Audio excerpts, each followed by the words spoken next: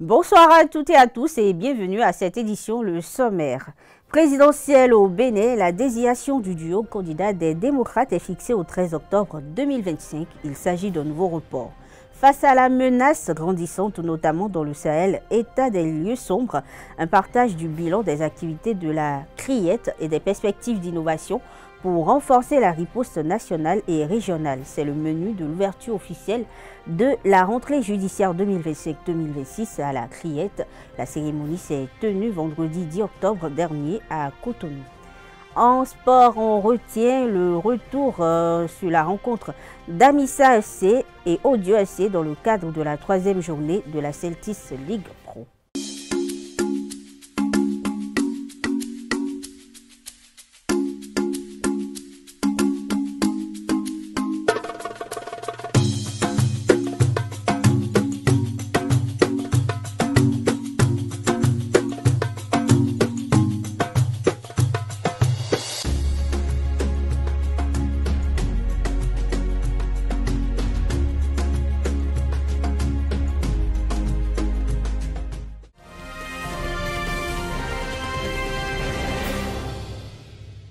Bonsoir à toutes et à tous. Le parti de l'opposition, les démocrates, a reporté la désignation de son duo candidat à l'élection présidentielle du 12 avril 2026. Le Conseil national du parti va finalement trancher ce lundi 13 octobre et l'objectif est de parvenir à une candidature d'unité sans fracture interne.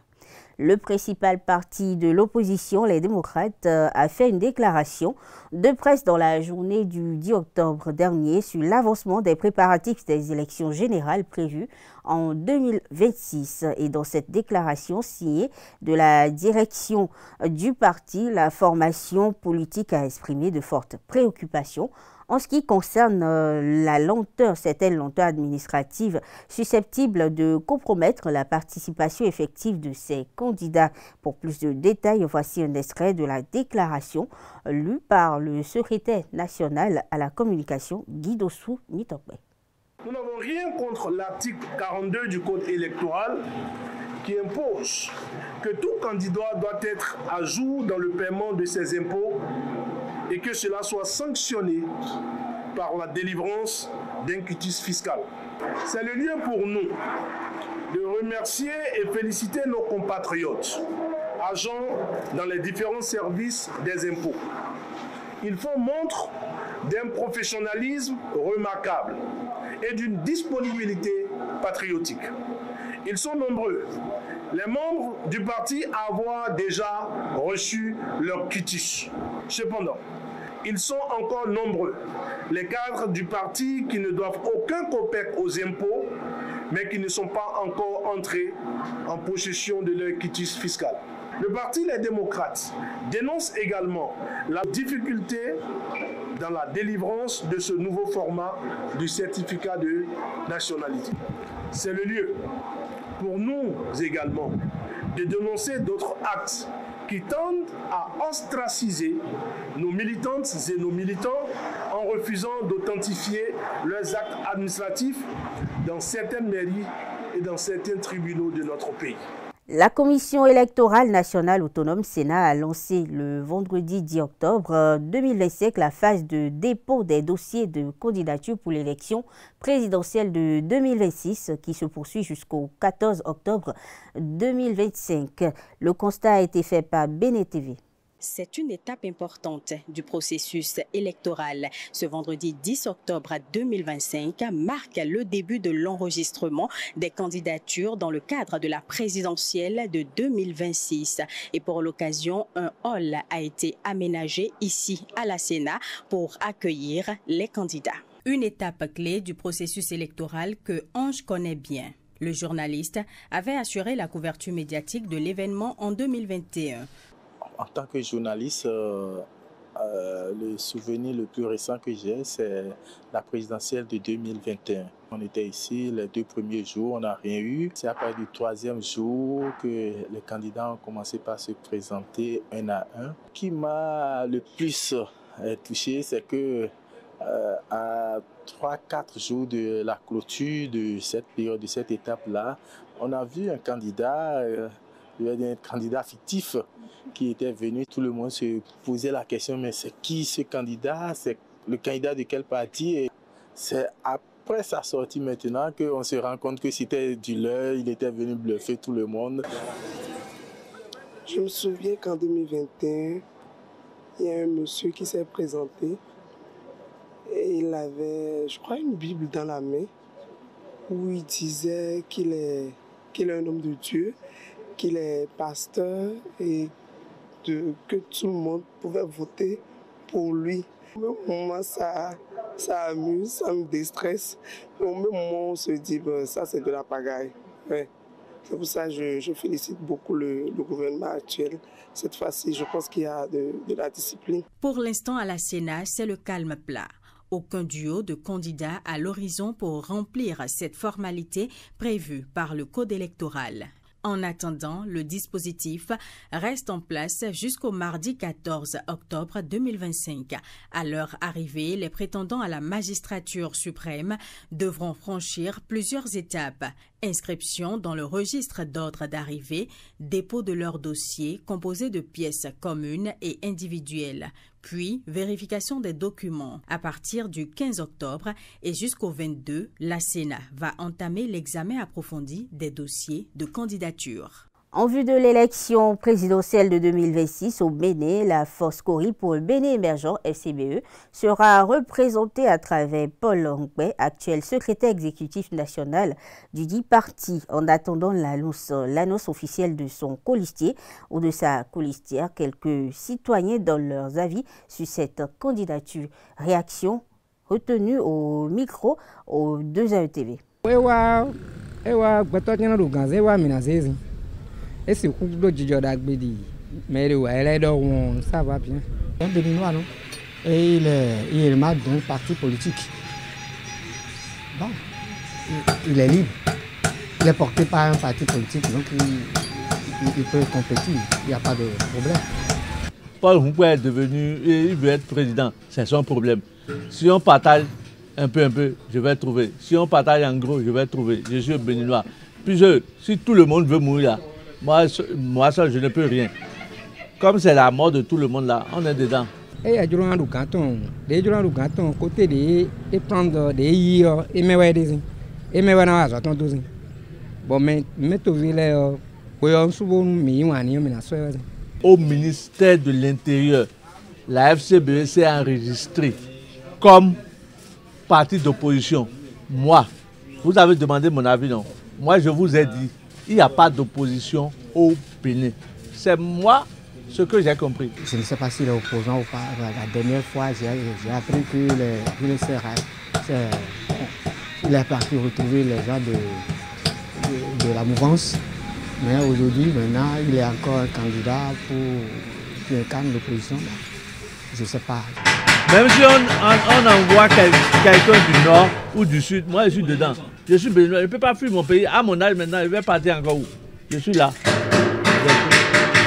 Suite à l'investiture du duo présidentiel Wadaï Talata pour la présidentielle de 2026, le 4 octobre dernier, Sylvanus Haïssi, acteur politique béninois et membre du parti politique Bloc républicain, président de la fondation Sylvanus Haïssi, a déclaré son soutien au duo des partis de la mouvance. C'était lors d'une conférence de presse tenue il y a quelques jours. Propos recueillis par ZAE-TV. Du nord au sud, du l'est à l'ouest, le Bénin avance, le Bénin se rassemble, le Bénin choisit la continuité et l'audace. En effet, cette investiture historique représente bien plus qu'un choix partisan. Elle symbolise l'unité retrouvée, la mobilisation exemplaire de toutes les forces vives de la mouvance présidentielle, mais surtout l'expression éclairée et massive de l'adhésion populaire à un projet politique crédible, ambitieux et inclusif. Romuald Wadaï n'est pas un candidat ordinaire. Il est un visage nouvelle génération de leaders politiques compétents, intègres, visionnaires et profondément enracinés dans les valeurs républicaines. Il est l'homme d'un nouveau pacte social capable de concilier rigueur et proximité, performance et humanisme, ambition nationale et justice sociale. Son parcours est élégant. Son bilan à la tête du ministère de l'économie et des finances parle pour lui.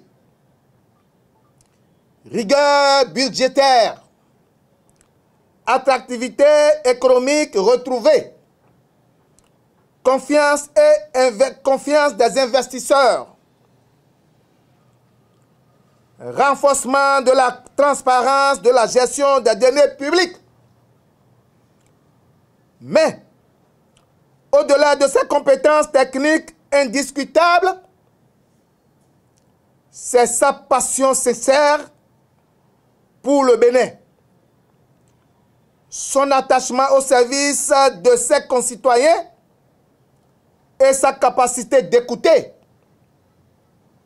à rassembler, à innover, qui font de lui le choix naturel et nécessaire pour conduire notre pays vers de nouveaux sommets. En lui, nous reconnaissons un leader au service d'un idéal, celui d'un Bénin uni, apaisé, dynamique et tourné vers l'avenir.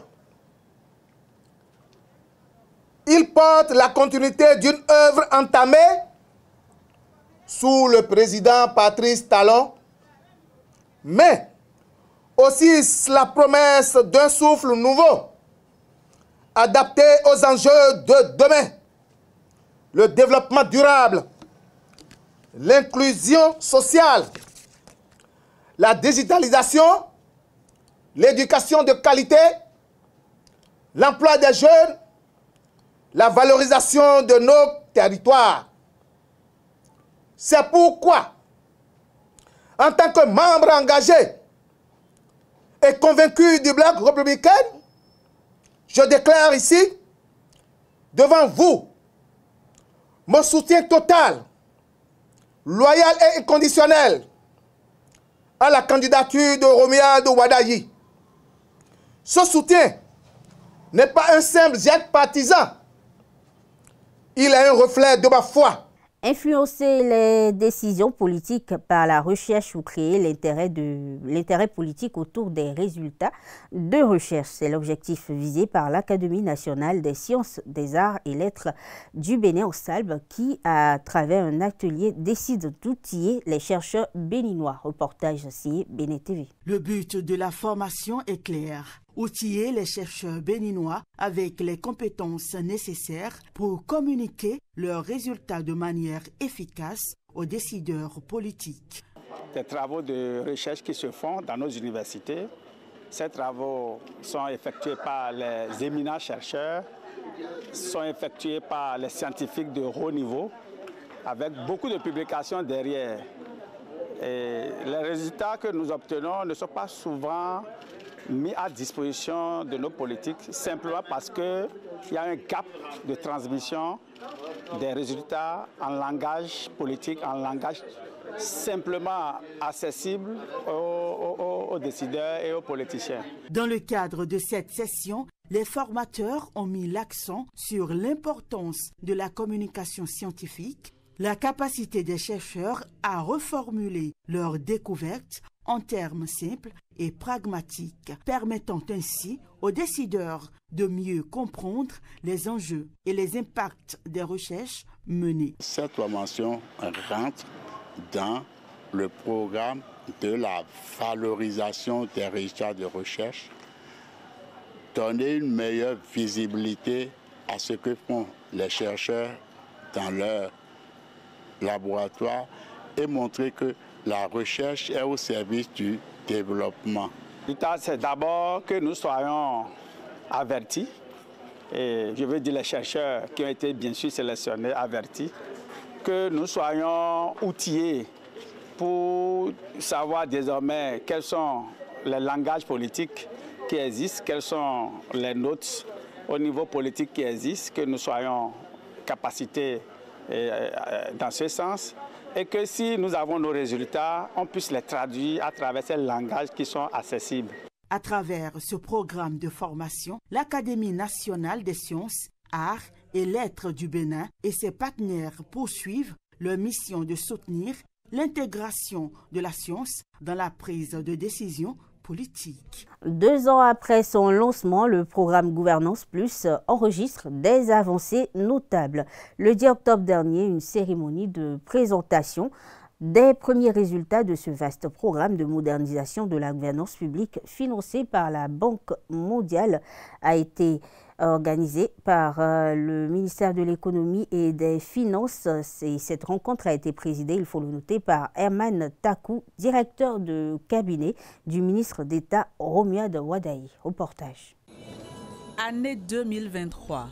Le gouvernement béninois mettait en route le projet baptisé Programme Gouvernance Plus. Son objectif, renforcer l'efficacité et la transparence dans la mobilisation des recettes intérieures, la gestion des finances publiques et la prestation des services publics. Sans une forte mobilisation de ressources intérieures, nos États auront du mal à financer nos besoins d'investissement et à attirer par ailleurs des investissements internationaux complémentaires. Nos ressources qui, par définition, sont limitées, doivent être investies de manière à produire des résultats plus tangibles. La digitalisation des services publics, ce sont tous ces résultats que Gouvernance Plus vient justement consolider et amplifier. C'est donc un exercice à l'allure de reddition de comptes qui intervient ici 2 ans après le démarrage du dit programme. Un bilan d'étape pour apprécier ses premiers résultats. Nous avons atteint à fin juin 2025, au terme du premier cycle de vérification des résultats par notre agent de vérification indépendant, un taux de décaissement d'environ 55%, y compris l'avance de démarrage. Ces premiers décaissements envoient un signal très fort de crédibilité et de performance dans l'opérationnalisation du programme. Toutefois, nous ne devons pas nous arrêter en si bon chemin. Le programme Gouvernance Plus nous a permis d'améliorer le cadre de partenariat entre la Banque mondiale et bien entendu la République du Bénin à travers cette initiative qui nous a permis d'atteindre ces résultats et d'améliorer la gouvernance publique. Elle a permis également au gouvernement du Bénin de voir comment le financement basé sur les résultats peuvent s'allier pour produire des résultats importants. Le 2e cycle de vérification des résultats est annoncé pour débuter dans les prochaines semaines. Objectif visé, près de 66%, un taux à atteindre d'ici la fin de l'année fiscale 2026.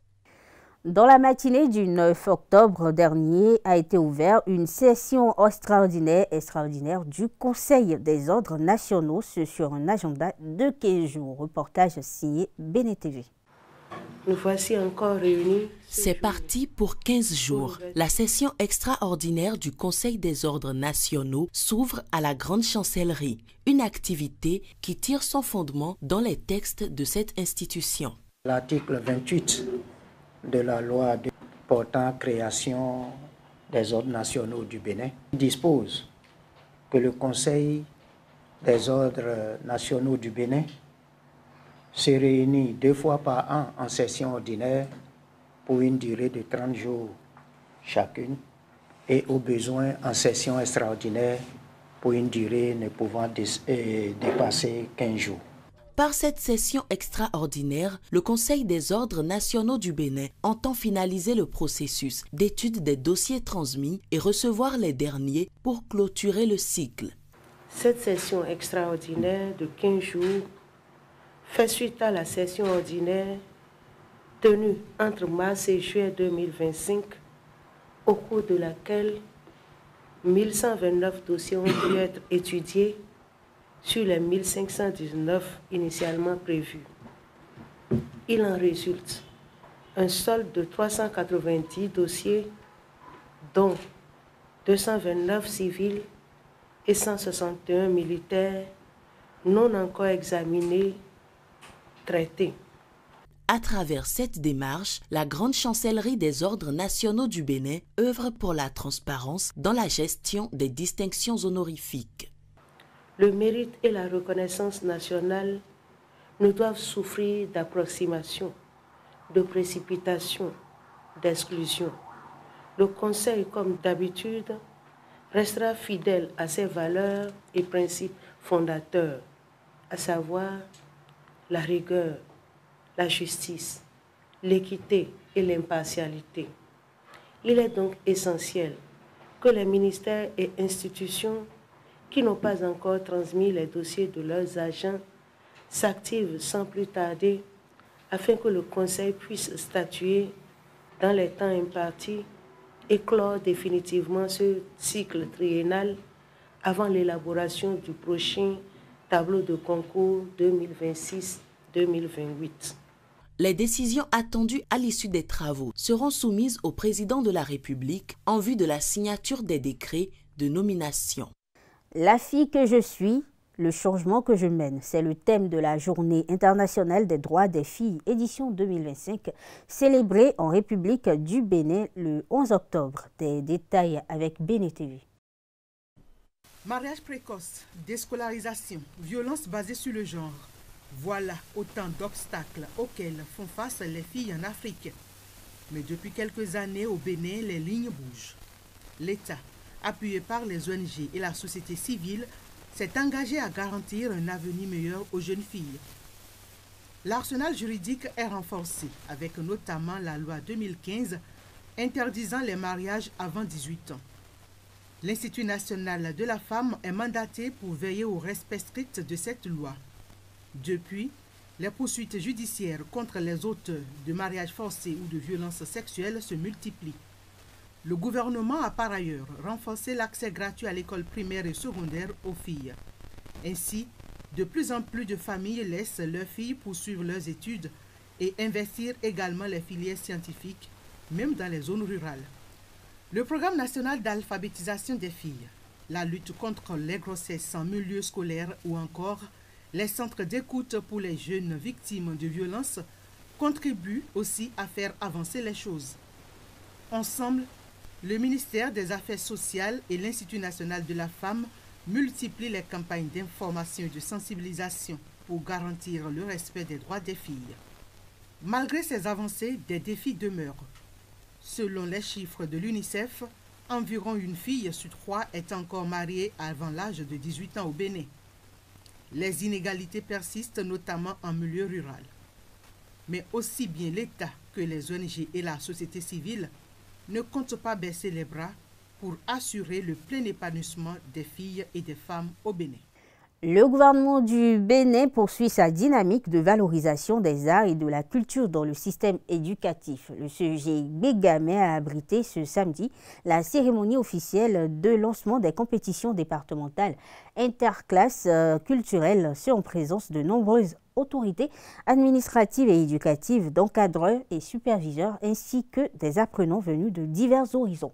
Retour sur l'ambiance qui a prévalu sur les lieux avec Bénin TV. Il y a 3 rentrées scolaires, le gouvernement du Bénin lançait un projet ambitieux. Promouvoir les talents et renforcer les capacités dans le domaine de la culture.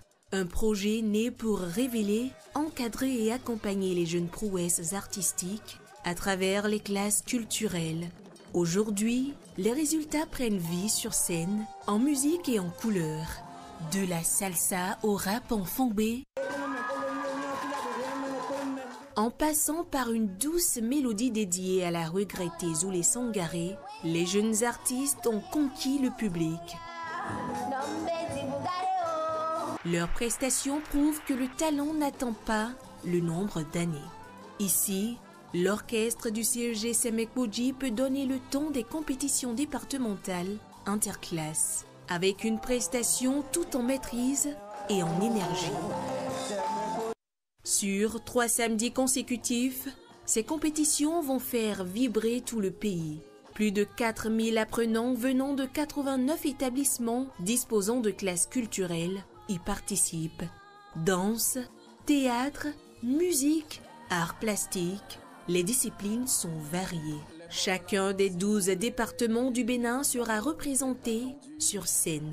Dans nos écoles, l'art occupe une place essentielle car il développe la créativité, la discipline, l'ouverture d'esprit. À travers ces compétitions, nous offrons à nos apprenants une opportunité unique de révéler leur talent, de se surpasser. Chers apprenants, les compétitions interclasses culturelles sont organisées partout sur l'étendue du territoire national et c'est pour vous que le gouvernement l'organise. C'est le moment où les apprentissages se transforment en création, où les efforts quotidiens deviennent spectacles. La danse donnera mouvement à nos émotions, le théâtre prêtera voix à nos vérités. Et les arts plastiques feront naître sous nos doigts la beauté du monde.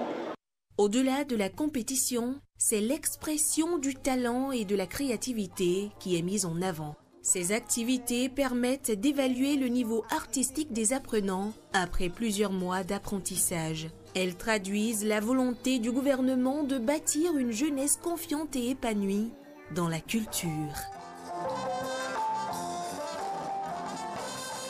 Le Fonds national de développement agricole a signé mardi 7 octobre dernier un accord crucial qui marque une étape décisive pour l'avenir de l'agriculture béninoise. 13 jeunes techniciens agricoles fraîchement revenus du programme AgroStudies Israël sont désormais prêts à se lancer dans l'entrepreneuriat grâce à une subvention substantielle. Plus de détails à travers cet élément. Des visages concentrés et des paroles inspirantes du ministre de l'Agriculture. Face à lui, 13 jeunes porteurs d'avenir. Tous issus des lycées techniques agricoles du Bénin, ils font partie du programme AgroStudies, une initiative du gouvernement béninois qui leur a ouvert les portes d'Israël pour 11 mois de stage pratique dans des fermes de pointe. Aujourd'hui, dans les locaux du Fonds national de développement agricole, ils reçoivent un financement destiné à concrétiser leur projet. Il y a des projets où c'est des équipements qu'on leur a accordés pour pouvoir vraiment faire l'agriculture, cultiver, ainsi de suite. Il y a d'autres, c'est des poulaillers qu'ils ont voulu bien sûr donc la construire. C'est un peu de tout. Il y en a qui veulent faire la pisciculture. Ça dépend bien sûr des idées de projets qu'ils ont développés, que nous avons jugées pertinentes et qu'on peut bien sûr donc la financer. Ils pourront aussi bien sûr donc là employer d'autres jeunes qui pourront bien sûr donc là les aider. Donc je crois que c'est toute une chaîne qui se développe comme ça. Un appui global de 126 millions de francs CFA rendu possible grâce au partenariat entre le gouvernement béninois et la coopération suisse. Chaque bénéficiaire perçoit environ 10 millions de francs CFA pour lancer son entreprise agricole. On a commencé depuis 2023. On était plus de 80 et aujourd'hui, on est finalement au nombre de 13. Je suis vraiment très content, reconnaissant pour tout ce que le gouvernement de la rupture fait pour l'agriculture béninoise.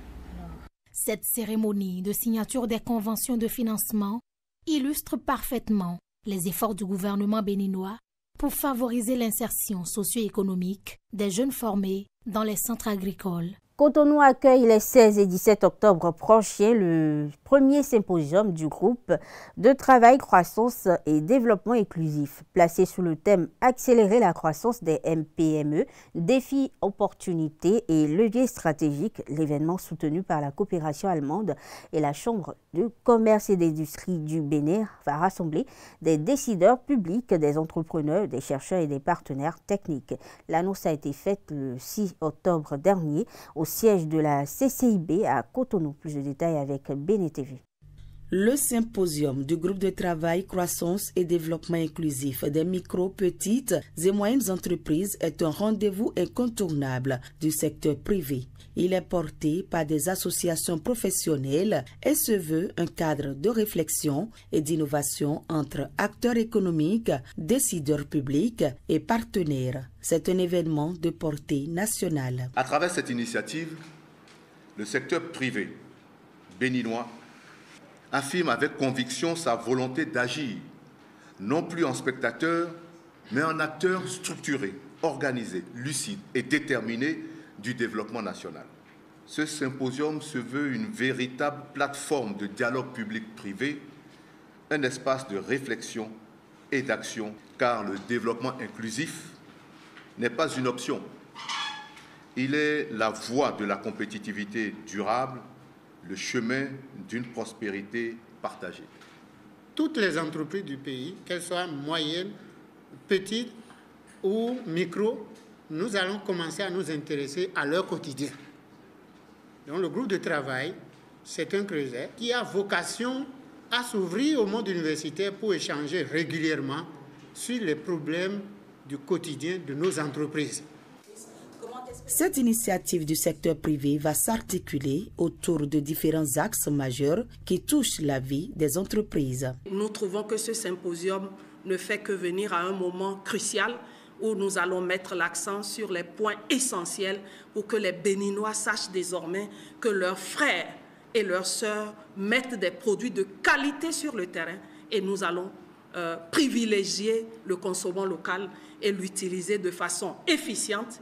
À travers ce symposium, le groupe de travail Croissance et développement inclusif des micro, petites et moyennes entreprises entend instituer un mécanisme permanent de concertation afin de favoriser un dialogue constructif et régulier entre les parties prenantes.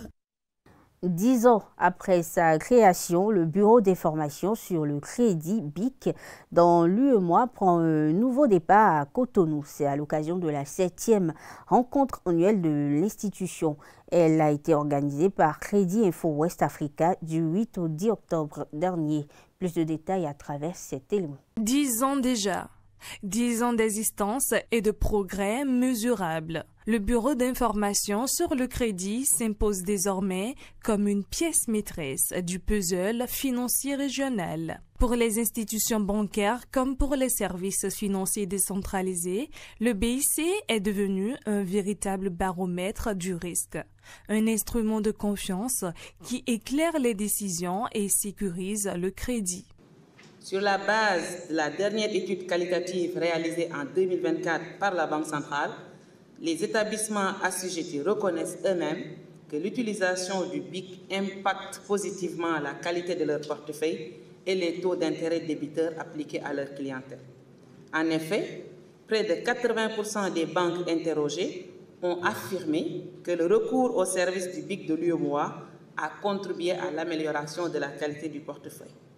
Par ailleurs, 60% des répondants ont estimé que le BIC a globalement favorisé une baisse des taux d'intérêt appliqués à la clientèle, taux d'intérêt débiteur bien entendu.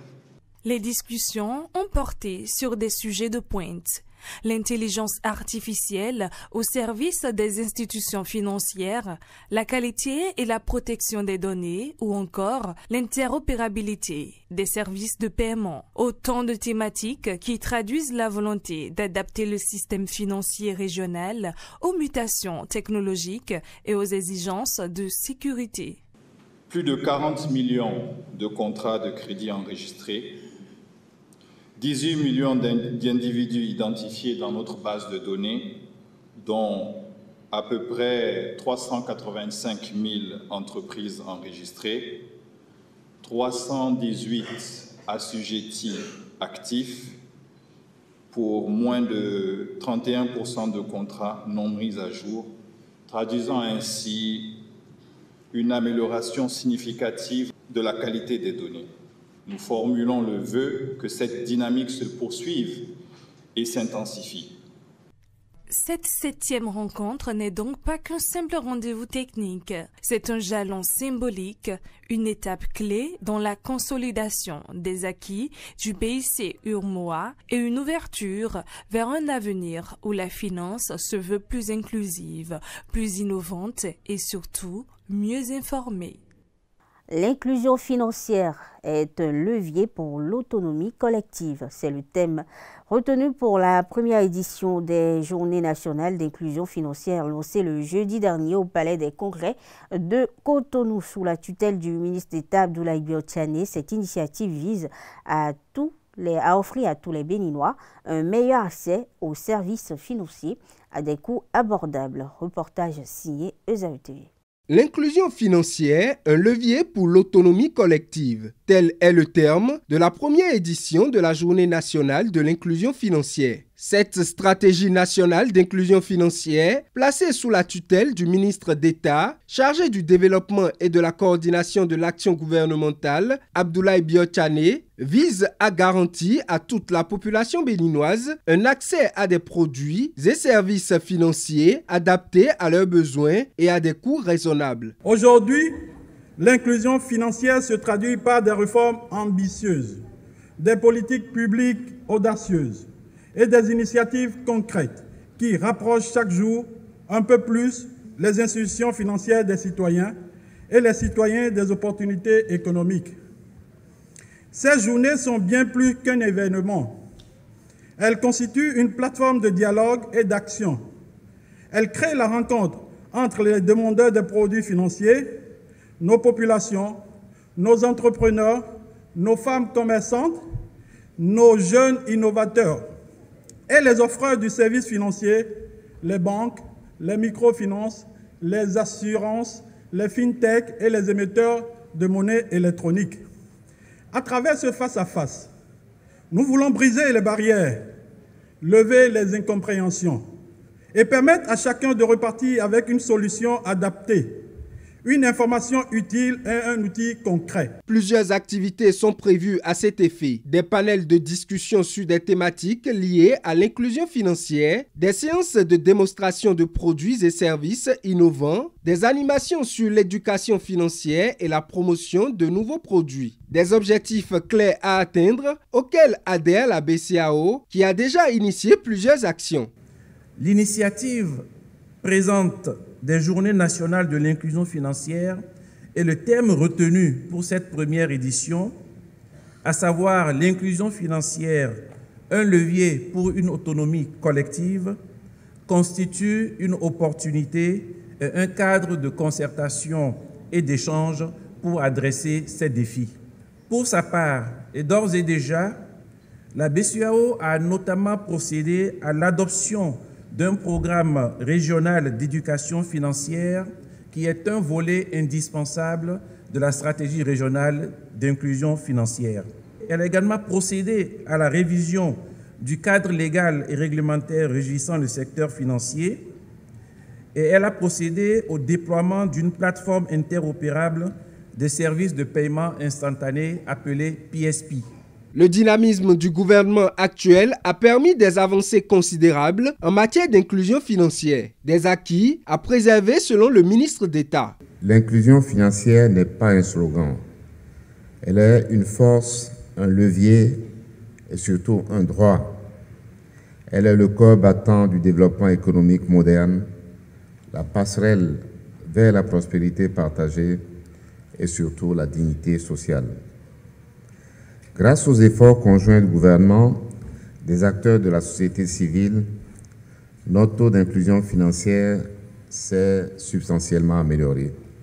Aujourd'hui, le Bénin est reconnu comme l'un des acteurs les plus dynamiques de l'UEMOA en matière d'inclusion financière numérique. Mes chers amis, nous devons aller plus loin et beaucoup plus loin. Aller plus loin, c'est transformer l'accès en usage réel. C'est permettre à chaque jeune, chaque femme, chaque entrepreneur, chaque paysan d'être acteur du développement économique. C'est bâtir un écosystème fondé sur la confiance, la transparence et la protection du consommateur. J'en appelle donc à tous acteurs du secteur financier, innovateurs, chercheurs et partenaires. Nous avons besoin de l'audace de tous. Nous avons besoin de la créativité de tous ces acteurs. Et nous avons enfin besoin de la foi dans le progrès. Cette initiative, gage de l'autonomisation des femmes et de l'épanouissement de la jeunesse, s'achève demain 10 octobre 2025. Les instituteurs du littoral se sont retrouvés le 8 octobre dernier à la Maison des Jeunes d'Akbakba pour célébrer la Journée mondiale des enseignants, qui est placée sous le thème suivant, inspirer la prochaine génération d'apprenants. Et c'était en présence de plusieurs personnalités. Le point avec Esaü TV.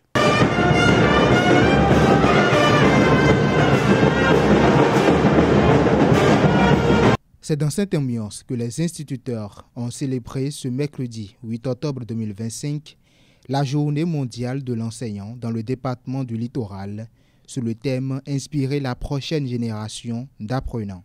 Si aujourd'hui nous avons en première année d'université à la FSS que des enfants qui ont 18 de moyenne, pour la première fois, que des enfants qui ont 18 de moyenne, c'est grâce à vous. Vous pouvez être fiers de cela. Imaginez-les demain. Imaginez ce qu'ils seront capables de faire pour ce pays. Et c'est en cela que vous contribuez au développement social et économique de notre pays. C'est en cela que vous êtes le maillon le plus fort de tout ce que nous sommes en train de bâtir. Une occasion pour la directrice départementale, Senanflore Godjo, de saluer et d'exprimer sa gratitude à l'endroit des enseignants.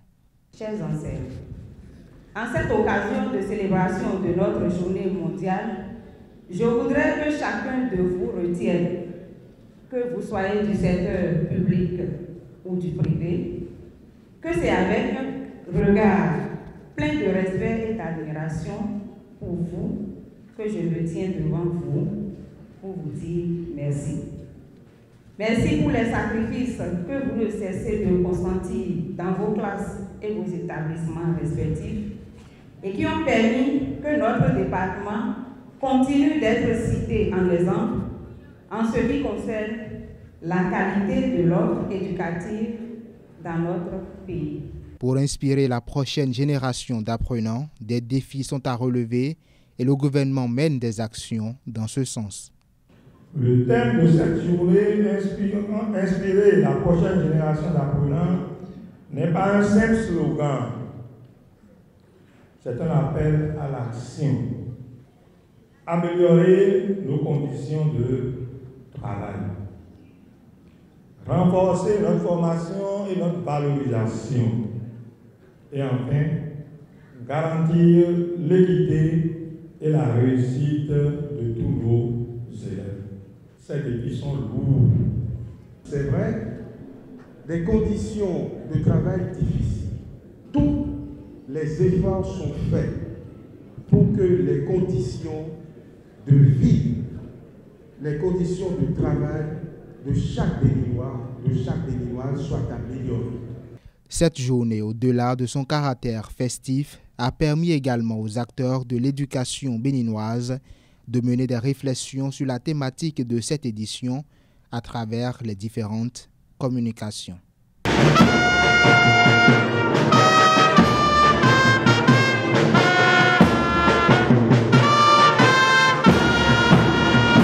Traitement judiciaire du terrorisme entre classicisme et innovation. Sur ce thème a été ouvert. La rentrée judiciaire 2025-2026 à la Criette le 10 octobre 2025 à Cotonou. Lors de l'audience solennelle, des perspectives ont été abordées autour du dit thème par le procureur spécial près la Criette et l'homme Mario Métonou. Plus de détails avec Béné TV. 2025-2026 est ouverte. C'est une tradition, signe d'un nouveau départ, d'une nouvelle année judiciaire. Une année judiciaire de tous les défis, notamment sécuritaires, auxquels fait face le Bénin ces dernières années. En 2019, la Criette a traité 29 procédures de terrorisme. Ce nombre est passé à 31 en 2020, 65 en 2021, avant de connaître un pic en 2022, où les procédures étaient au nombre de 285. En 2023, le nombre de procédures de terrorisme est revenu à 159, puis à 111 en 2024, avant de remonter en 2025 à la date du 30 septembre 2025, il était de 136. Si le constat demeure préoccupant, des perspectives encourageantes se dessinent à l'horizon. L'ensemble des acteurs judiciaires mobilisent leurs réflexions en vue de concevoir des solutions adaptées aux enjeux contemporains. À chaque étape du traitement judiciaire du terrorisme, les droits de la défense, tels que le droit à l'information, l'accès à un avocat et à des soins médicaux, et les droits à l'exercice effectif des voies de recours doivent être impérativement garantis. Le terrorisme est une négation du droit. Promouvoir le droit est la seule façon d'y mettre fin. Le chemin est long, la nuit est profonde, mais il y a une lueur au bout du tunnel. C'est l'institutionnalisation de ce cadre qui est la clé pour une bonne coordination de nos activités au plan national. Ce phare, c'est la restauration de la coopération régionale malgré les divergences politiques. La lutte antiterroriste ne peut être efficace sans une réforme profonde, non seulement du cadre législatif, procédural, de la coopération qui doit être renforcée, et puis une coopération entre les divers chaînons. La force, dit-on, d'une chaîne résiste dans le fonctionnement de son maillon le plus faible. Et nous avons, à la date d'aujourd'hui, 5 mémorandats pour le compte du traitement du terrorisme. Ce n'est pas dans nos tests. Nous devons aller vers ces tests-là, en prendre suffisamment bien. Cyriaque Dossa place cette année judiciaire 2025-2026 sous le triple sceau de la collaboration, du courage et de la détermination. Face à l'ampleur du phénomène du terrorisme, l'autorité de tutelle apporte son soutien sans faille à toutes les initiatives. On parle à présent de célébration. Dans cette édition, l'église du christianisme céleste organise dans les tout prochains jours un colloque international sur le thème « L'homme, la vie et les œuvres du prophète pasteur fondateur Samuel Oshofa », ceci en marge des 40 ans de décès du révérend pasteur Samuel Oshofa qui a fondé cette église, reçue sur ESAE TV dans l'émission L'invité matinal le 9 octobre dernier. Dr Ariane Djossou-Segla, membre du conseil scientifique permanent de l'église du christianisme céleste et membre de la commission d'organisation, a décliné en quelques mots les objectifs de ce premier colloque international. On l'écoute. Le colloque international scientifique de l'Église du christianisme céleste, nous sommes à la première édition. Ce colloque a été initié parmi les activités de commémoration des 40 ans du prophète pasteur, 40 ans de sa transition, dans 40 ans, comme vous l'avez si bien introduit, 40 ans de sa disparition, mais 40 ans de sa présence pour ses œuvres. Parmi toutes les activités qui ont été initiées, ce colloque prend une importance capitale parce qu'on est dans le besoin de générer pour l'Église et pour les générations à venir une compilation de ses œuvres par écrit, mais de façon scientifique, à porter dans les instances ou qui pourraient en même temps aider les instances de décision et mettre l'Église au même niveau que les autres églises qui sont sur la place et lui accorder la place de choix par la facilité qu'on pourrait avoir de profiter des compétences que l'Église regorge dans le monde scientifique. Il fallait donc qu'un colloque soit initié et le colloque occupe 3 jours du 13 au 15 octobre. L'intitulé ou le thème du colloque, nous l'avons donné, c'est « L'homme, la vie et les œuvres du prophète pasteur fondateur Samuel Biléou Joseph Oshofa ». Mais en prélude à ce colloque, c'est-à-dire dans la première phase d'exécution de ce colloque, il y a une conférence inaugurale qui permettra de camper les activités, les réflexions autour du thème « L'Église du christianisme céleste, une Église révélée à SBJ Oshofa par Jésus-Christ pour le salut de l'humanité ». Le colloque va donc prendre la forme des colloques scientifiques. On aura à atteindre des objectifs qu'on s'est fixés. Au besoin, si vous voulez, je peux vous les présenter. Oui. On a un certain nombre d'objectifs, parmi lesquels perpétuer la mémoire du prophète Oshofa à travers une relecture rigoureuse de sa vie et de sa mission, documenter scientifiquement l'évolution, les fondements téléologiques, l'organisation et le rayonnement de l'Église du christianisme céleste, analyser l'impact de l'Église du christianisme céleste sur les plans social, politique, culturel, économique et religieux, réfléchir aux défis contemporains de l'Église dans un monde globalisé et proposer des pistes de valorisation de l'héritage spirituel du fondateur. Ce sont les objectifs du colloque. Et comme pour tout colloque, on a besoin de situer, d'orienter lors de l'appel à communication, d'orienter les communicateurs vers les axes qui permettraient d'enrichir le colloque comme cela se doit. Oui. Nous avons 9 axes sur lesquels les communicateurs ont travaillé, ont envoyé des communications pour y prendre part. Lesquels? Le premier, c'est de travailler sur la genèse, la vie et la formation d'un prophète. Le deuxième axe, c'est la révélation et la mission divine. Troisième, théologie et ecclésiologie céleste. Et 4, expansion et rayonnement mondial. 5, impact socio-économique et développement. 6, influence politique et citoyenneté. 7, héritage culturel et créativité. 8, tourisme religieux, enjeux et perspectives pour l'économie béninoise et nigériane. Et 9, défis contemporains et perspectives d'avenir de l'Église du christianisme céleste. Et donc, à partir de ces 9 axes, nous avons lancé un appel à communication avec la possibilité, dans un chronogramme donné, que les participants par le monde entier, partout où l'Église s'est implantée, puissent manifester l'intérêt de prendre part à ce colloque. Et de là, nous avons pu recueillir un maximum pour la durée qu'on s'est donnée pour ce travail. Vous attendez environ combien de participants?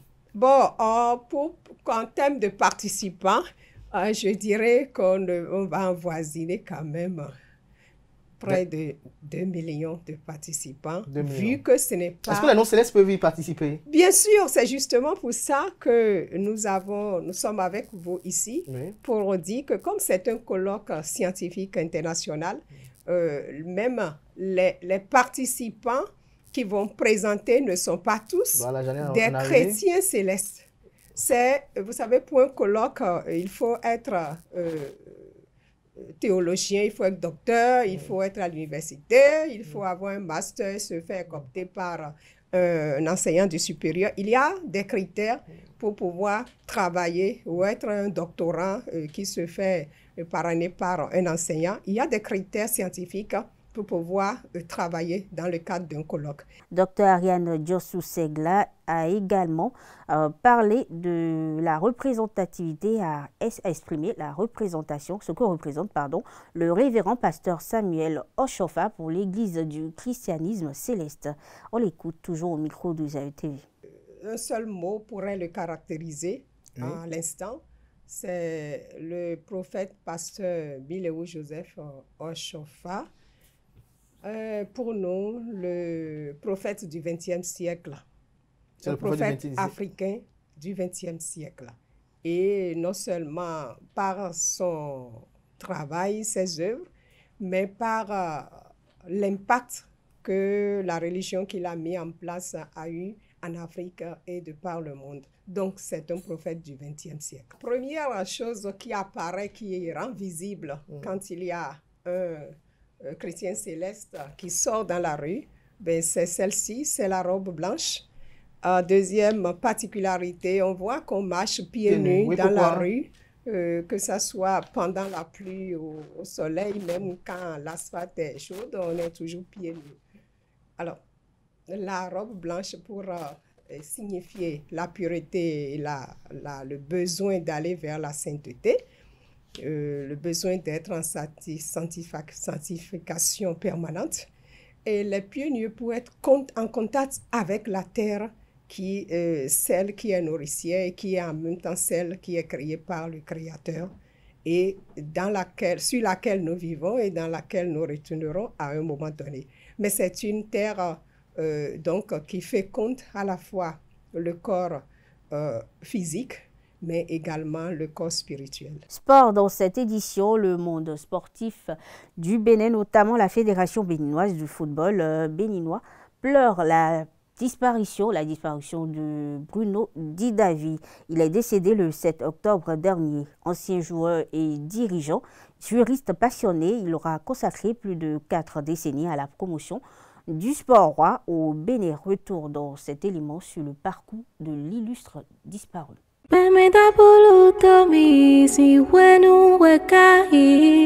Une bibliothèque du football béninois s'est consumée ce 7 octobre 2025. Bruno Actu Didavi, mémoire vivante du football.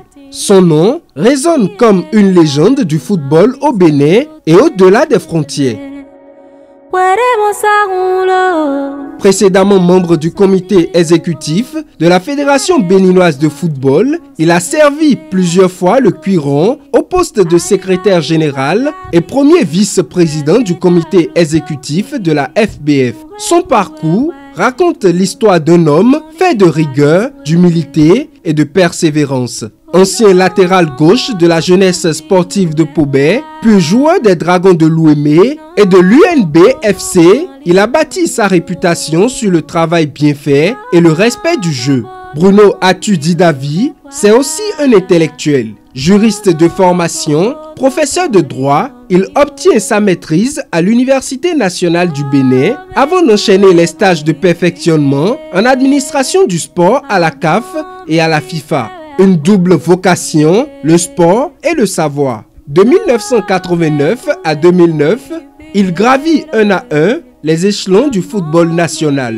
Secrétaire général de la FBF, président de club, membre de commission, puis premier vice-président de la Fédération béninoise de football entre 2016 et 2018. La rigueur d'un juriste, la mémoire d'un archiviste et la patience d'un bâtisseur. Respecté par ses pairs, parfois critiqué, mais toujours présent, Bruno Actu Didavi a porté haut le flambeau du football béninois jusqu'à la CAF et à la FIFA, où il officiait encore comme commissaire aux matchs internationaux.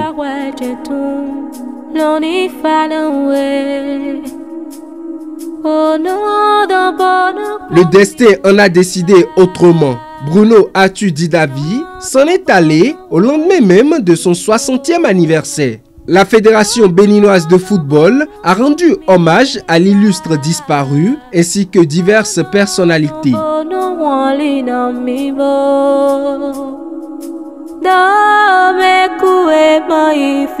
Toutes nos condoléances à la famille éplorée et surtout au président Quentin Didavi, vice fondé du groupe ESAE, frère du disparu. Un sportif complet, un dirigeant exemplaire, un pionnier du football béninois et africain. Son nom restera à jamais gravé dans l'histoire du football béninois, africain et mondial. Un homme de devoir qui mérite des hommages nationaux.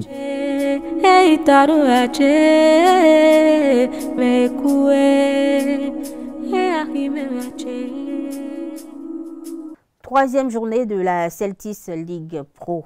Damissa FC a reçu Audio FC sur la pelouse du centre d'excellence de Ndali ce samedi 11 octobre 2025. Au terme du temps réglementaire, les poulains du coach Akisola Akielou l'ont emporté à domicile sur un score de 2-1 face aux hommes du Mono Suivé. Quelques réactions au micro de Zawi TV. Pour l'instant, je peux dire que ce n'est que le début. Chaque séance d'entraînement, on essaye de s'améliorer avec le système mis en place par le coach.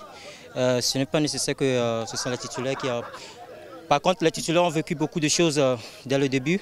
Et c'est nous, ceux qui sont au banc, ceux qui viennent de rentrer, qui devaient changer la situation. Et c'est ce qui a été fait. Donc, je vais juste dire merci à tout le monde qui était présent aujourd'hui.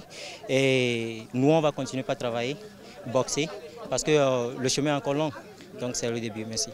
C'est ce qui nous est arrivé en premier état. Maintenant, deuxième état, je les ai mis en confiance que ça fait partie du foot. Donc, on se prend confiance. Donc, on fait les jeux en deuxième état. Il ne faut pas qu'ils vont se paniquer, pas qu'ils vont se précipiter. Qu'ils n'ont qu'à faire les jeux en deuxième état. Parce qu'en premier état, ils sont un peu pressés. Ça fait qu'ils n'ont pas pu développer les jeux comme il faut. Maintenant, en deuxième état, il a dit qu'il faut développer les jeux, composer les jeux. Il ne faut pas jouer comme s'il n'y a rien. Je les ai mis en confiance. Et puis avec les changements que j'ai fait aussi maintenant, ça a beaucoup apporté en deuxième état. Oui, moi je crois qu'on peut compter sur nous. Parce que j'ai confiance au joueurs. Oui, vraiment. Moi je vais remercier tous les publics parce que depuis que je suis arrivé, ils sont derrière moi. Ils viennent nous supporter. Et puis ils nous ont fait beaucoup de confiance. Je veux qu'ils n'ont qu'à nous toujours continuer à nous supporter, ils n'ont qu'à nous faire confiance. Moi je sais qu'avec leur soutien, on va progresser. On va faire de bons résultats. Tout d'abord, c'est l'amitié. L'amitié qui existe entre nous, on est comme une famille, on partage tout, il n'y a pas de différence. Malgré que c'est ma première saison ici au Bénin, mais la ville a été accueillante, la population, les supporters, tout le monde. Quand tu sors, tu sens que tu es chez toi. Donc je peux dire qu'il faut qu'il reste derrière nous jusqu'au bout de cette championnat. Parlons toujours de la Ligue Pro. Récapitulatif à présent des matchs de la troisième journée. Cette journée a souri au Buffle du Borgou, vainqueur 2-0 contre l'AS Cotonou et la Sobemap qui a battu l'Asvo sur le même score. Damissa a pris le meilleur sur Audio 2-1, tandis que Dadje et les Dragons se sont quittés sur un nul, 1-partout, tout comme JS Bobek et Aspac. Ce dimanche, Banigansé et USS Kraké ont offert un spectacle animé, 2-partout. Dynamo Abomey s'est imposé alors qu'AEMA FC n'ont pas trouvé, alors qu'AEMA et Koto FC n'ont pas trouvé la faille, 0-0 partout. Le match Cavalier Lotopopo est reporté et vous suivrez dans nos prochaines éditions le résumé de cette troisième journée. On parle d'actualité hors de nos frontières à présent. En Centrafrique, la course vers les élections générales du 28 décembre prochain a franchi une nouvelle étape. Ce 11 octobre, les candidatures ont été officiellement closes. Parmi les dossiers déposés, celui d'Anissé Georges Dologuélé attire particulièrement l'attention. Longtemps entouré de spéculations, sa candidature est désormais confirmée par l'ANE, Autorité nationale des élections. L'ancien Premier ministre faisait face à un obstacle majeur lié à sa double nationalité franco-centrafricaine. Il a finalement franchi le pas. Il faut noter que le Conseil constitutionnel va se prononcer dans les prochaines semaines sur la validité des différentes candidatures, y compris celle de Dologuélé. Les données personnelles de 5,7 millions de clients de Qantas volés lors d'une cyberattaque en juillet dernier ont été divulguées sur Internet, a reconnu ce dimanche la compagnie aérienne australienne. La compagnie l'a indiqué dans un communiqué. Autre information de nos frontières, ce 12 octobre, la force intérimaire des Nations Unies au Liban, FINUL, a fait état d'un soldat de l'ONU blessé par une grenade israélienne larguée près d'une de ses positions dans le sud du pays. Le troisième incident de ce type en un peu plus de mois, a rapporté un média international. Et il faut ajouter que la FINUL œuvre avec l'armée libanaise à l'application du cessez-le-feu, ayant mis fin le 27 novembre 2024 à plus d'1 an de conflit entre le mouvement pro-iranien Hezbollah et Israël, dont 2 mois de guerre ouverte. Mesdames, Messieurs, sur cette information prend fin cette édition. Merci de l'avoir suivi. Bonne soirée à toutes et à tous et bon début de semaine.